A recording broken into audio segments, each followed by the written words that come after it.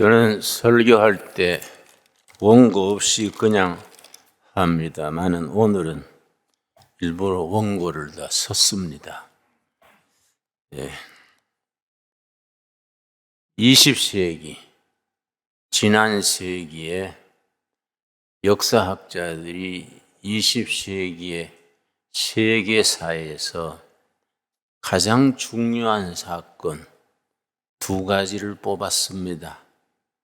우리 생각에는 2차 세계대전이나 월남전이나 이런 걸 뽑았을 것 같은데 역사가들은 안목이 달라서 20세기에 가장 중요한 두 가지 사건, 첫째는 소련이 전쟁 없이 무너진 것, 첫째를 뽑았습니다.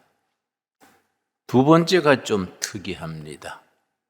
일본이 일어난 것, 세계에서의 가장 중요한 두 번째로 뽑았습니다. 일본이 1868년 명치유신을 성공한 후에 서양 기술을 받아들여 가지고 부국 강병을 이루어서 청일 전쟁에 승리하고 노일 전쟁에 승리해서 그전에는 없었던 일, 동양의 조그마한 섬나라가 서양의 러시아를 무너뜨린 것에 대해서 아주 충격적이었던 것 같습니다.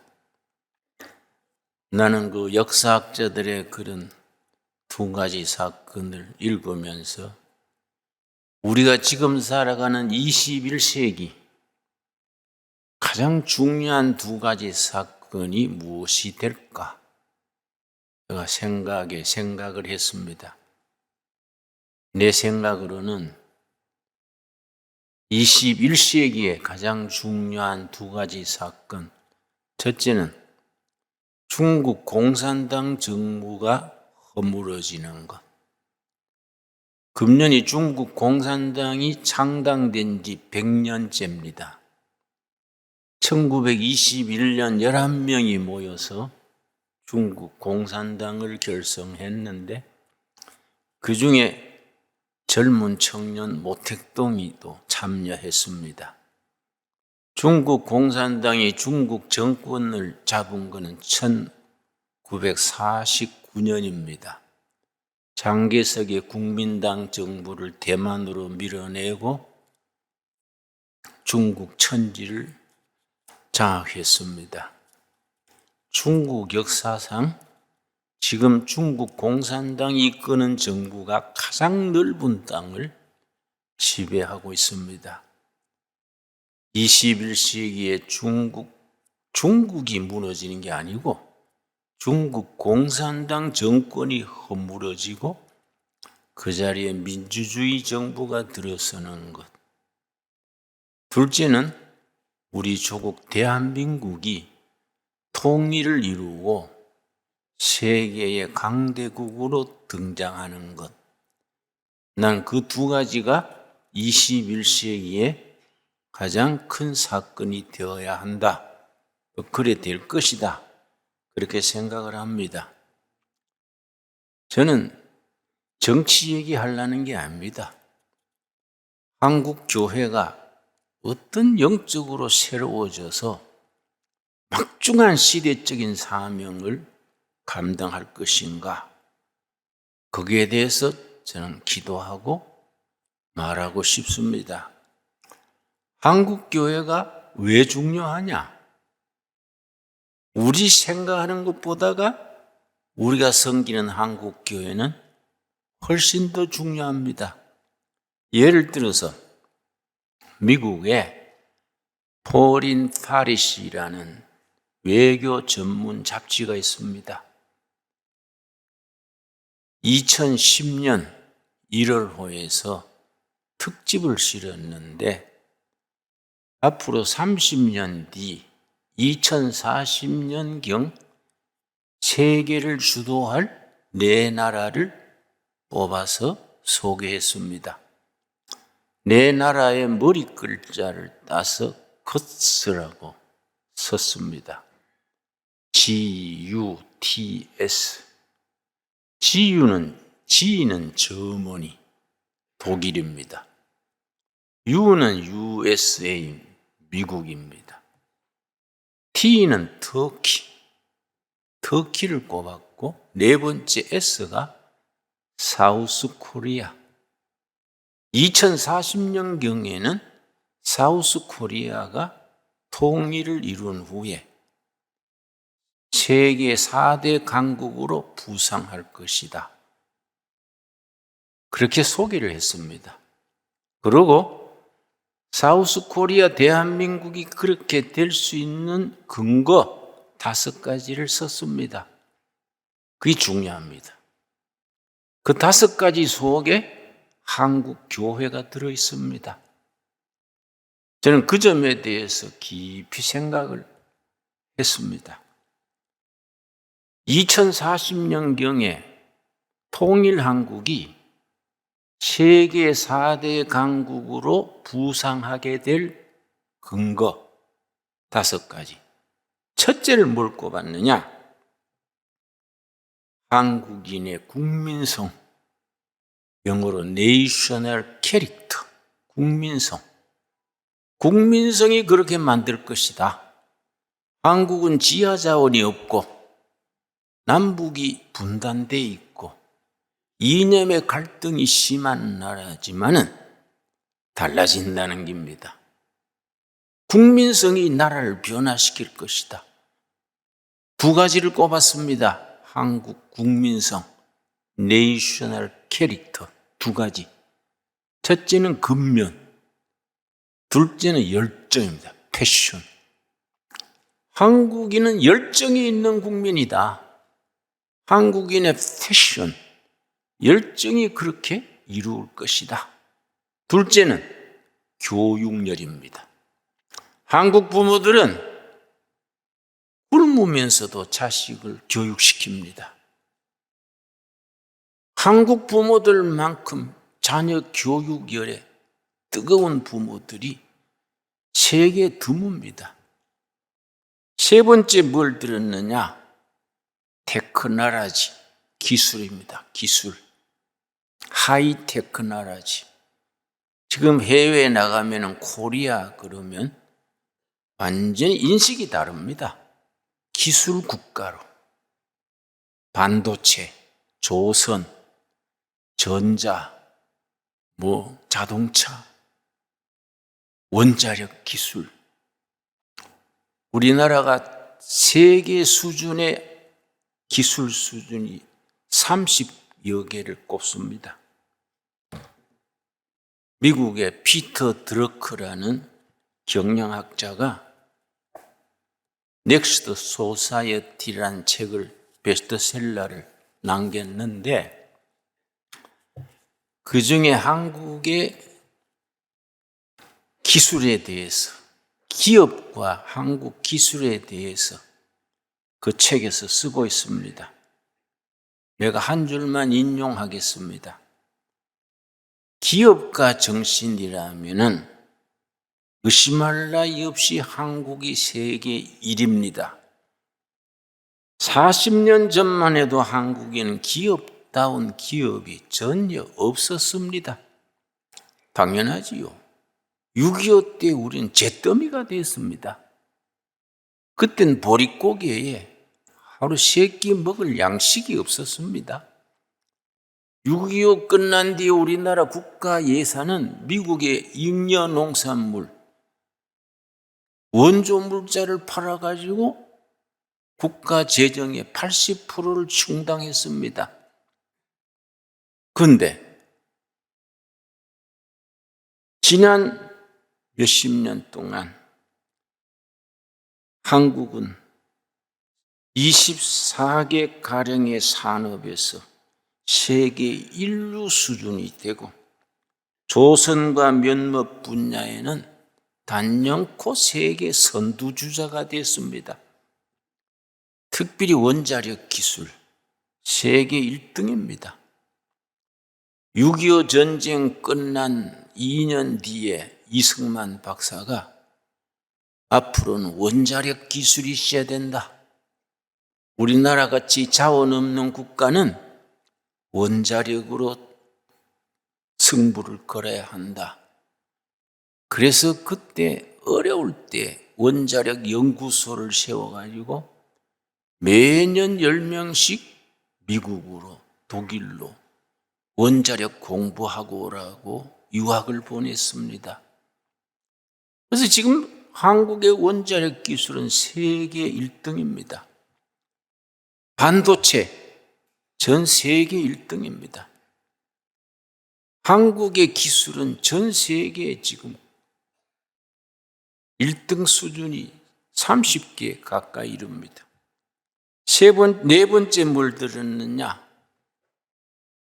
700만에 이르는 해외 동포들의 네트워크.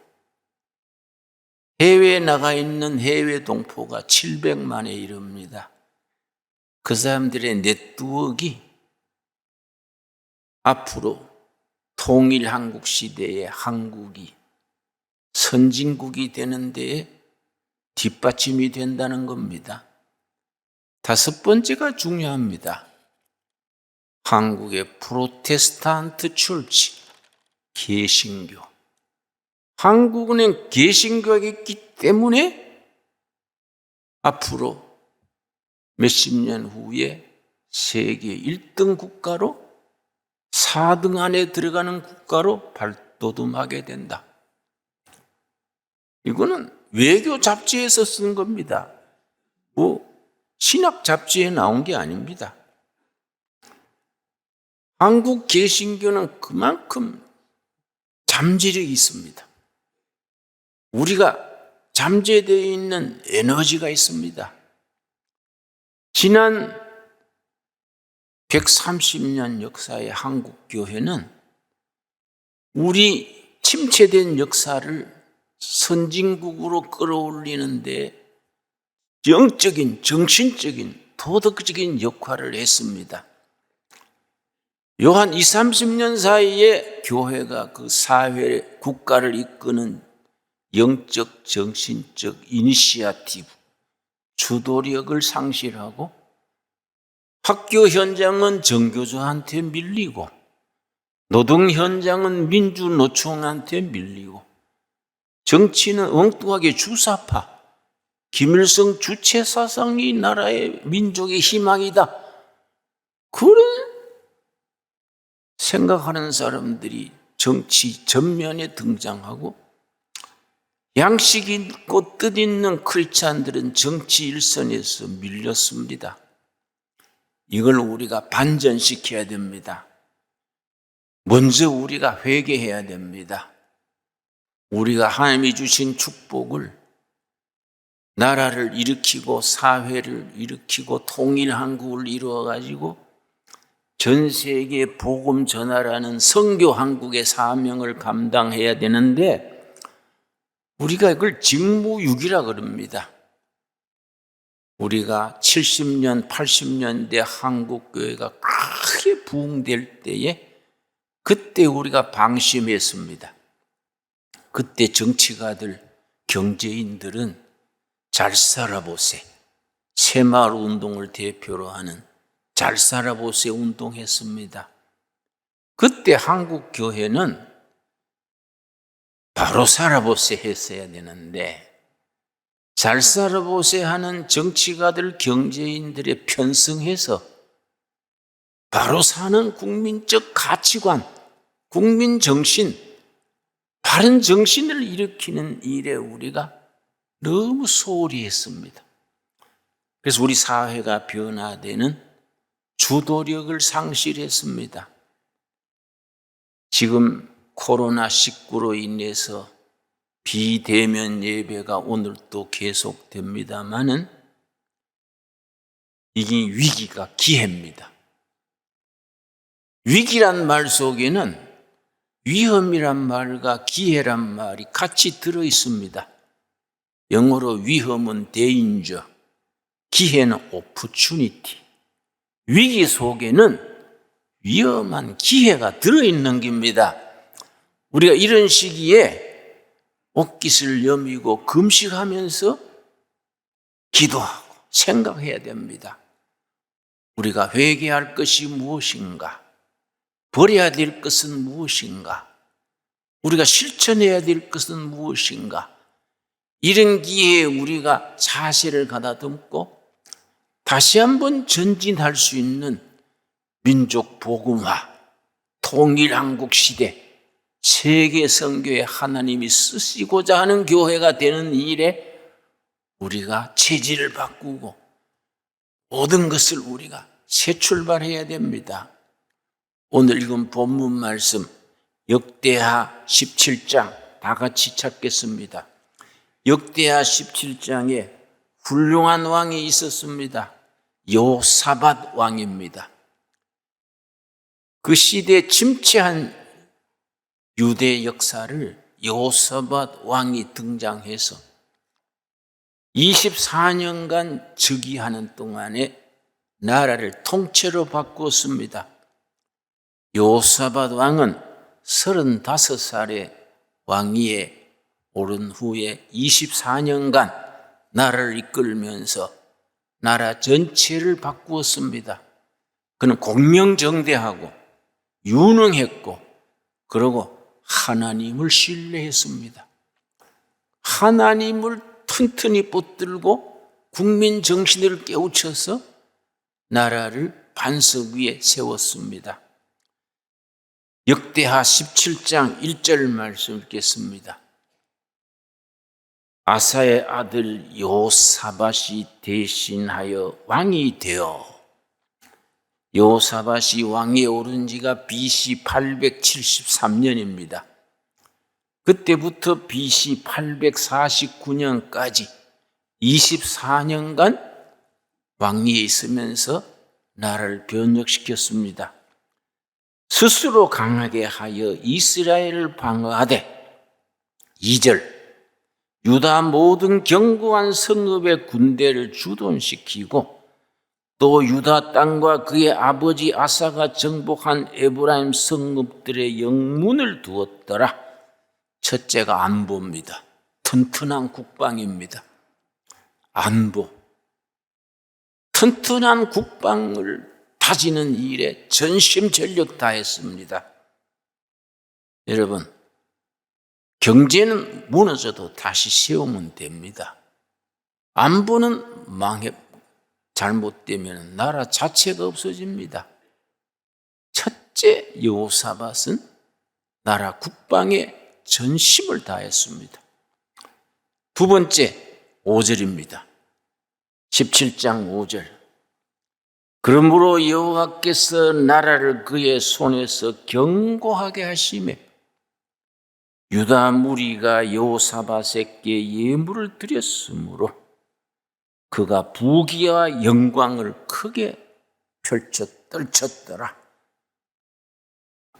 부국 강병입니다.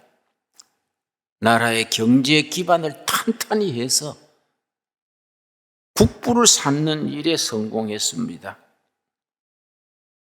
경제를 일으킵니다. 경제. 우리나라는 지금 경제가 많이 흔들려 있습니다. 여러분, 우리 둘의 재단 법인이 있습니다. 둘의 마을 재단 법인에 지난해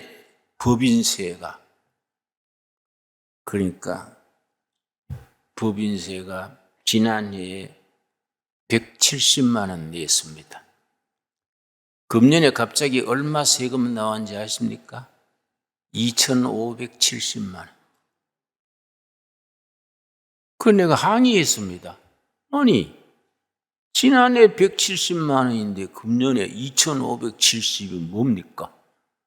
법이 그래 됐습니다. 무슨 법이 1년 만에 그 20배가 뛰느냐. 강남의 노인 부부가 32평 집 둘이 의지하고 노후를 살아가는데 세금이 840만 원이 나와서 노인이 한숨을 쉬고 이 집을 팔아서 물고 전세방 가야 되겠다고 그렇게 보도됐습니다. 강남의 한 부부는 둘이서 교사해가지고 아파트를 그걸 은퇴하고 살아가는데 종부세, 종합부동산세라 그럽니다. 3천만 원이 나왔어요. 3천만 원. 3천만 원이 낼 수 없어서 집을 팔라고 내놨다고 그럽니다. 이번에 야당 대통령 후보로 나온 사람이 내가 당선되면 종부세를 아예 없애겠다. 없는 나라들이 있습니다. 핀란드란 나라, 아이슬란드란 나라가 좌파 정권이 잡아가지고 복지를 지나치게 베풀고 그냥 베푸는 정치를 해가지고 퍼주기를 해가지고 나라 경제가 망가졌습니다. 그래서 우파 정권이 정권 교체가 된 뒤에 5가지를 고쳤습니다. 첫째는 세금을 줄였습니다. 둘째는 공무원을 줄였습니다. 뉴질랜드 같은 나라는 공무원을 3분의 1로 줄여버렸습니다. 세 번째는 규제를 줄였습니다. 규제. 공무원과 규제는 서로 비례합니다. 행정학에서는 그것을 파킨슨 법칙이라는 법칙이 있습니다. 파킨슨 법칙. 그게 뭐냐 하면 공무원 수가 많아지면 규제도 많아진다. 공무원 숫자와 규제는 비례한다. 파킨슨 법칙의 첫째입니다. 둘째는 공무원 사회는 외부의 충격이 없으면 자꾸 숫자를 늘어간다. 행정학의 파킨슨 법칙으로 나와 있습니다. 자꾸 공무원을 늘리고 그러니까 청년들이 개척적인 일에는 안 나가고 공무원 시험만 치려고 그럽니다. 네 번째를 뭘 했냐? 기업하기 좋은 나라를 만들었습니다. 기업하기 좋은 나라. 경영인들이 마음 놓고 기업할 수 있도록 정부와 국민들이 밀어줬습니다. 노동법을 고치고 기업하기 좋게 하고. 5번째, 핀란드 같은 나라, 아이슬란드는 전 국민이 영어를 생활화할 수 있도록 외국 기업이 마음대로 들어와서 기업할 수 있도록 영어를 상용화했습니다. 그 나라들이 아이슬란드, 핀란드, 뉴질랜드 다 지금 부강한 나라들이 됐습니다. 그 밑바닥에 정신적인 영적인 기초가 있어야 됩니다. 그래서 한국 교회가 중요합니다. 여러분, 이 여호사밧 왕이 나라를 다스린 세 번째가 뭐냐? 7절입니다. 역대하 17장 7절 말씀. 그가 왕위에 있은 지 3년에 그의 방백들 벤나일, 오바다, 스가라, 느다니엘, 미가야를 보내어 여러 성읍에 가서 가르치게 하고 각 지방에 교사들을 뽑아가지고 국민 교육을 실시했습니다. 전 지역을 돌면서 국민의 혼을 깨우치고 정신을 깨우치는 교육에 열중했습니다. 네 번째가 있습니다. 이 우리 교회가 해야 될 첫째지요. 9절입니다. 17장 9절. 그들이 여호와의 율법책을 가지고, 성경 말씀이지요. 율법책을 가지고 유다에서 가르치되 그 모든 유다 성읍들로 두루다니며 백성들을 가르쳤더라. 하나님의 말씀으로 백성들의 정신을 깨우치고 하나님을 섬기게 했습니다. 그랬더니 결과가 어떻게 됐습니까? 12절이 결론입니다. 여호사밧이 점점 강대하여 유다의 견고한 요새와 국고성을 건축하고 나라가 강대해졌습니다. 변밤에다가 국토방위 철저히 하고 지방마다 창고를 지어서 물류가 잘 유통되도록 했습니다. 여러분 20장 20절 보겠습니다. 20장 20절 말씀. 여호사밧 왕이 그런 정치 사회 개혁의 밑바닥에 어떤 신앙이셨느냐? 20장 20절입니다. 이에 백성들이 아침에 일찍 일어나서 드고와 들로 나가니라. 나갈 때에 여호사밧이 서서 이르되 유다와 예루살렘 주민들아 내 말을 들을지어다. 너희는 너희 하나님 여호와를 신뢰하라. 그리하면 견고히 서리라. 그의 선지자들 신뢰하라. 그리하면 형통하리라. 여호사밧 왕은 35살의 왕위에 오른 후에 국가 경영의 기본을 여호와를 신뢰하는 국가, 여호와를 신뢰하는 믿음 위에 서는 국민, 그 국가 경영의 기초로 삼았습니다. 왕이 백성들에게 선포하기를 온 국민이 여호와를 신뢰합시다. 그 믿음 위에 하나님께서 튼튼한 나라를 허락하실 것입니다. 그리하면 견고히 서리라. 그의 선지자들을, 영적 지도자들을 신뢰하라. 그리하면 형통하리라. 오늘 우리에게 주시는 살아계신 하나님의 살아있는 말씀으로 믿습니다. 여러분, 이런 확실한 신앙 위에서 정치도, 경제도, 교육도 모든 것이 새로워져야 됩니다. 그렇게 할 수 있는 영적 기초를 교회가 제공해야 됩니다. 여러분, 한국 교회는 이 나라가 암담했던 시절에 미국 선교사들과 우리 선배들이 금식하며 굶으며 감옥 가고 목숨 걸고 이 나라를 이만큼 깨우쳤습니다. 지금 와서 교회가 사회에서 밀려서 교회당 안으로 밀려나서는 안 됩니다. 지금이 새롭게 우리가 앞으로 전진하고 도전해야 됩니다.